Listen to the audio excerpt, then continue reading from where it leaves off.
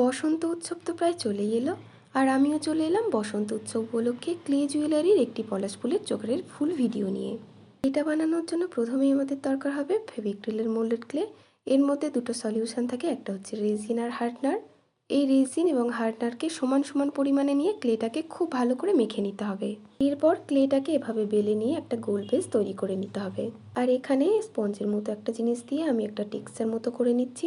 এতে করে পরে যখন আমি এটার উপর রং করব তখন কালারটা খুব ভালোভাবে বসবে। আর বেসটার দুদিকে আমি দুটো ফুটো করে নিলাম, যাতে পরে আমি টার্সেল দুটো ভরার সময় সুতো দিয়ে ওই জায়গাটায় গাঁথতে পারি। এরপর আরও একটু ক্লে নিয়ে আমি একটা পলাশ ফুল তৈরি করে নিলাম, আর এর গায়ে আমি সূচ দিয়ে একটা টেক্সচার করে নিচ্ছি। তবে আপনারা এই টেক্সচারটা সূচ, সেফটি পিন বা যে কোনো টুলস দিয়েই করতে পারেন। পলাশ ফুলের পাপড়িগুলো তৈরির জন্য আমি এখানে ক্লেটাকে আরও একটু লম্বা করে বেলে নিলাম এবং সেটাকে আঙুল দিয়ে চ্যাপ্টা করে করে পাপড়ির শেপগুলো করে নিলাম। এরপর সূচের সাহায্যে তার উপর একটা টেক্সচার দিয়ে প্রত্যেকটা পাপড়িকে এক এক করে লাগিয়ে দিতে হবে। এরপর দেখুন, পেস্টটার উপর একটু আঠা দিয়ে পলাশ ফুলটাকে আমি বসিয়ে দিচ্ছি। এরপর সেমভাবেই ছোট ছোট দুটো কানের দুল তৈরি করে নেব। তার জন্য গোল গোল দুটো বেস তৈরি করে নিচ্ছি। চেষ্টা করবেন বেসটা যেন একটু পাতলা হয়, কারণ এর ওপর পলাশ ফুলের আর একটু কুড়ি মতো বসবে। সেটা বসলে কিন্তু কানের দুলটা একটু ভারী হয়ে যাবে।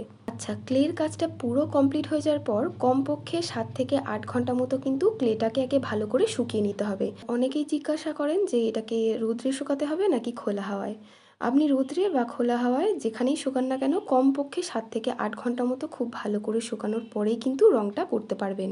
ফুলের রং করার জন্য আমি এখানে প্রথমে হলুদ কালার ফেব্রিকটা দিয়েছি, আর তারপর লাল কালার ফেব্রিকটা দিয়ে দুটো কালারকে ভালো করে মিশিয়ে নিচ্ছি।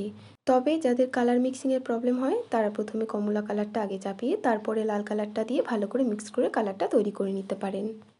আর এখানে আমি বেসটাকে কালো রাখবো, তাই কালো ফেব্রিক কালারটা এর উপর চাপিয়ে কালো রঙটা করে নিচ্ছি। এই কালো কালারটা চাপানোর সময় কিন্তু কালারটাকে খুব আস্তে আস্তে করবেন, তা না হলে এই পলাশ ফুলের গায়ে কিন্তু রঙটা লেগে যেতে পারে। আর ঠিক একই রকমভাবে কিন্তু আমি কানের দুলের দুটো কালারও কমপ্লিট করে নিলাম। এরপর কানের দুলের পিছনে কিছুটা আঠা দিয়ে এটাকে বসিয়ে এবার দেখুন ক্লে দিয়ে এটাকে ভালো করে সিকিউর করে দিচ্ছি। এই সময় কিন্তু আঙুল দিয়ে ভালো করে এই জায়গাটাকে প্রেস করতে হবে, তা না হলে কিন্তু এটা পরে খুলে যাওয়ার চান্স থাকবে। পুরোটা কমপ্লিট হওয়ার পর মনে হলো পাশের দিকে একটা করে পাপড়ি লাগালে ভালো হতো, আর তাই আর একটা করে পাপড়ি করে সেটাকে কালার করে পুরো কানের দুল দুটো কমপ্লিট করে নিলাম। এবার চোকারটাকে টার্সেলের সাথে গাঁথবো, আর তার জন্য প্রত্যেকটা টার্সেলের মধ্যে আমি একটা করে কমলা কালারের কটন বল দেখুন আমি এখানে দিয়ে দিচ্ছি। আর এই কাজটা কমপ্লিট হয়ে যাওয়ার পর টার্সেলটাকে কিন্তু এই ক্লে জুয়েলারিটার সাথে এবার গাঁথবো। এটা আমি আর দেখালাম না, এটা আপনারা আপনাদের মতো এই টার্সেলটার সাথে ক্লে জুয়েলারিটাকে ভালো করে বেঁধে নেবেন, যাতে পরে এটা খুলে না যায়।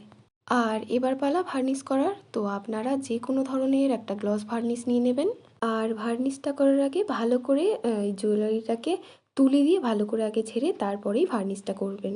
আর খুব বেশি বেশি করে কিন্তু ভার্নিশ চাপাবেন না, তাহলে দেখবেন পরে সেই জায়গাটা কেমন ফেটে ফেটে গিয়েছে।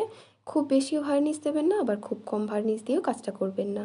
ভার্নিশ অ্যাপ্লাই করার যে পদ্ধতি আছে যদি সেটা জানতে চান তাহলে কমেন্টে জানাবেন, আমি চেষ্টা করব নেক্সট কোনো ভিডিওতে সেটা আপনাদের সাথে শেয়ার করবার। আর ভিডিওটি যদি ভালো লেগে থাকে তাহলে প্লিজ একটা লাইক, শেয়ার আর চ্যানেলটিকে সাবস্ক্রাইব করে রাখতে পারেন। তাহলে দেখা হচ্ছে নতুন আরও একটি ভিডিওতে।